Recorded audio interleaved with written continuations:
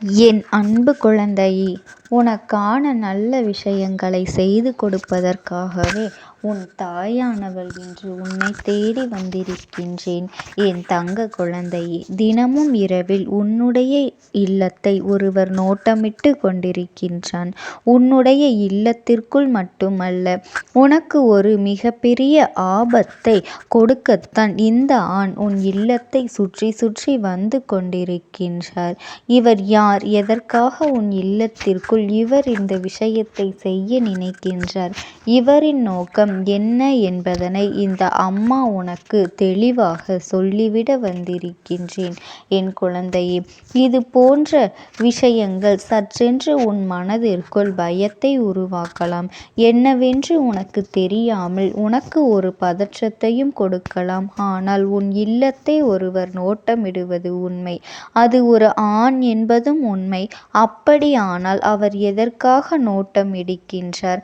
நல்ல விஷயத்திற்காக செல்கின்றாரா, அல்லது தீய விஷயத்திற்காக செய்கின்றாரா என்பதனை கட்டாயமாக நீ தெரிந்து கொள்ள வேண்டும். முன்பெல்லாம் உனக்கு யாரிடத்திலிருந்து எந்த ஒரு செய்தியும் கிடைக்காது. அப்பொழுது நீ அமைதியாக வீட்டுக்குள்ளேயே இருந்து கொண்டிருப்பாய். உன்னை சுற்றி நடப்பது என்னவென்று அறிந்திருக்க வாய்ப்பில்லை. ஆனால் இப்பொழுது நீ வணங்குகின்ற தெய்வங்களின் வாக்கினை முழுவதுமாக உன்னால் தெளிவாக கேட்க முடிகின்றது அல்லவா? உன்னை சுற்றி நடக்கின்ற விஷயங்கள் எல்லாம் அவர்கள் உனக்கு தெளிவாக எடுத்து சொல்லி கொண்டிருக்கின்றார்கள் அல்லவா? அப்படி இருக்கும் பொழுது உன்னை சுற்றி நடப்பதை எல்லாம் நீ தெரிந்து கொள்வதில் எந்த ஒரு தவறும் இல்லை. அதுவும் இந்த அம்மா சொல்லும் பொழுது அதில் இருக்கின்ற ஆழமான உண்மையை நீ புரிந்து கொண்டு என்ன செய்ய வேண்டும், எப்படி செய்ய வேண்டும் என்பதனை தெரிந்து கொண்டு உன்னுடைய வாழ்க்கையை நீ காப்பாற்றி கொள்ள வேண்டும்.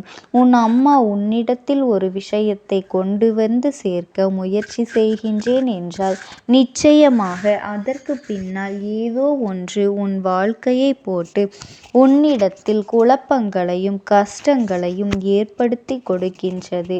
அதனால் தீர்வினை கொடுப்பதற்காகத்தான் இருக்கும். இது இந்த அம்மா காரணமில்லாமல் எதையும் உன்னிடத்தில் சொல்வது இல்லை. நம் இல்லத்திற்குள் நாம் உண்டு, நம் வேலை உண்டு என்றுதான் இருக்கின்றோம் என்று நீ யோசிக்கின்றாய் அல்லவா? ஆனால் உண்மையில் இப்படி இருப்பதினால் என் குழந்தை என்னவாக இருந்தாலும் எது உனக்கு எதுவுமே தெரிவதில்லை. நம்மை சுற்றி நடக்கின்ற விஷயங்கள் மீது நமக்கு கொஞ்சமாவது கவனம் இருக்க வேண்டும். ஏன் தெரியுமா? உன் அம்மா உன் வாழ்க்கையில் இதுநாள் வரையிலும் கவனத்தில் உன்னிடத்தில் எந்த ஒரு தவறும் இல்லை. நீ சரியாகத்தான் எல்லா விஷயங்களையும் செய்து கொண்டு வந்திருக்கின்றாய். யாருக்கும் எந்த ஒரு துரோகத்தையும் நீ இதுநாள் வரையிலும் செய்தது கிடையாது. அடுத்தவர்களுக்கு தேடி போய் நீயாக உதவிகள் செய்துதான் இத்தனை கஷ்டங்களையும் நீ ஒவ்வொரு நாளும் அனுபவித்து கொண்டு ஓய்ந்திருக்கின்றாயே தவிர ஒரு பொழுதும் நீ யாருக்கும் எந்த ஒரு தீங்கினையும் கெடுதலையும் இதுவரை செய்ததில்லை. உதவி என்று கேட்டு வந்தவருக்கு இல்லை என்று ஒரு நாளும் நீ சொன்னதும் இல்லை.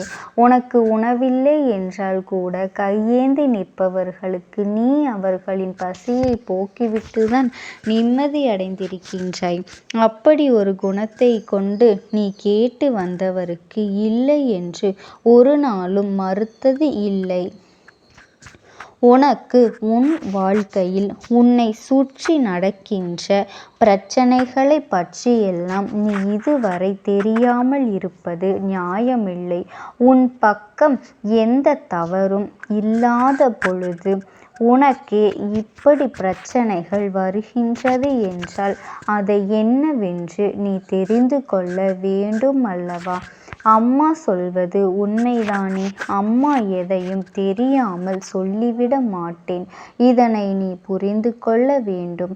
உன் இல்லத்தில் காவலில் நின்று கொண்டிருக்கின்ற இந்த வராகி ஒரு ஆண் தினமும் உன் இல்லத்தை தேடி வருவதைக் கண்டு நிச்சயமாக அச்சமடைந்து உண்மைதான் அச்சமடைந்தது உண்மைதான். எதனால் இவர்கள் இத்தனை நம்பிக்கையோடு தினம் தினம் உன்னுடைய இல்லத்திற்கு வருகின்றார்கள்? ஒரு விஷயத்தை செய்ய தொடங்கும் பொழுது ஆரம்பத்திலேயே அது முடியாது என்று ஒருவருக்கு தெரிந்துவிட்டது என்றால் மீண்டும் மீண்டும் வருவதற்கு வாய்ப்புகள் கிடையவே கிடையாது. ஆனால் இவரும் உனக்கு எதையாவது சாதித்து கொடுத்துவிட வேண்டும் என்று மீண்டும் மீண்டும் வந்து கொண்டிருக்கின்றார்கள் என்றால் அதை நிச்சயமாக என்னவென்று நீ தெரிந்து கொள்ள வேண்டும் அல்லவா? அதனால்தான் இந்த அம்மா யாரென்று தெரிந்து கொள்ள முயற்சிகள் செய்து அவர் யார் என்றும் நான் கண்டு கொண்டேன். அவரை நான் கையெடுத்து வணங்கியும் விட்டேன். என் தங்க குழந்தையே, உன் அம்மா சொல்வது உனக்கு புரிகின்றதா? என் குழந்தையின் இல்லம் தேடி வந்தது யார் என்றால் உனக்கு உன் வாழ்க்கையில் மிகப்பெரிய நல்லதை ஏற்படுத்தி தரக்கூடிய ஒரு தெய்வம்தான் உன்னுடைய இல்லத்திற்கு வந்துவிட்டது. அப்படி என்றால் நிச்சயமாக இத்தனை நாட்களும் உன்னை ஆட்டி படைத்த அத்தனை பிரச்சனைகளும் தீரப்போகின்றது என்றுதான் அர்த்தம். அவர் உன் இல்லத்திற்குள் மீண்டும் மீண்டும் வந்து கொண்டிருப்பதனால்தான் உன்னுடைய அத்தனை பிரச்சனைகளையும் இப்பொழுது கொஞ்சம் கொஞ்சமாக மறையத் தொடங்கி உனக்கு தீர்வினை கொடுப்பதற்காக வந்திருக்கின்றது. அதாவது எந்த பிரச்சனைகளுக்கெல்லாம் முற்றுப்புள்ளி வைக்கின்ற நேரமும் வந்துவிட்டது. அப்படி ஒரு நிலைதான் இப்பொழுது உன் வாழ்க்கையிலிருந்து வந்து கொண்டே இருக்கின்றது.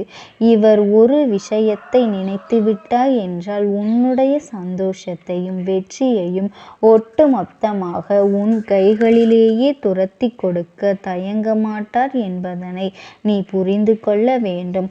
அப்படியானால் முதலில் உன் வாழ்க்கையில் இருக்கின்ற பிரச்சனைகளை எல்லாம் ஒழிக்க வேண்டும் அல்லவா?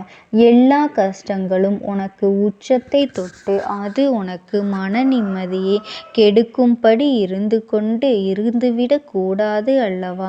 இவர்களால் தான் உனக்கு நடக்கின்ற அத்தனை நல்ல விஷயங்களும் வந்து கொண்டு இருக்கின்றது. என் தங்க குழந்தையே, நீ ஒரு விஷயத்தை தொடங்கும் பொழுது எப்பொழுதுமே ஒருவித பயத்தோடு தானே தொடங்கி கொண்டு இருக்கின்றார். இவர்கள் நிச்சயமாக இவர் யார் என்று தெரிந்தால் நீயே சந்தோஷப்படுவாய்.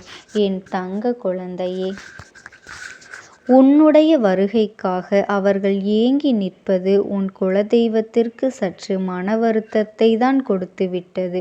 அது மட்டுமல்ல, இரவு நேரத்தில் நீ மிக விரைவாகவே உன் வீட்டிற்கு வந்துவிட வேண்டும். வீட்டிற்கு வந்து உன் குடும்பத்தில் இருப்பவர்களுடன் கொஞ்சம் மகிழ்ச்சியாக இருக்க வேண்டும் என்றுதான் அவர்கள் நினைக்கின்றார்கள். என் தங்க குழந்தையே, அந்த அப்பன் முருகன் தான் தினமும் உனக்கு உன் இல்லத்தின் வாசலில் காவலுக்கு நின்று கொண்டிருக்கின்றார் என்பதனை நீ மறந்து விடாதே. அதனால் எந்த ஒரு தீய சக்தியும் நிச்சயமாக உன் வீட்டிற்குள் நுழையாது என்பதனை நீ இன்று தெரிந்து கொள்ள வேண்டும். ஓம் சக்தி. ஓம் ஆதிபராசக்தி.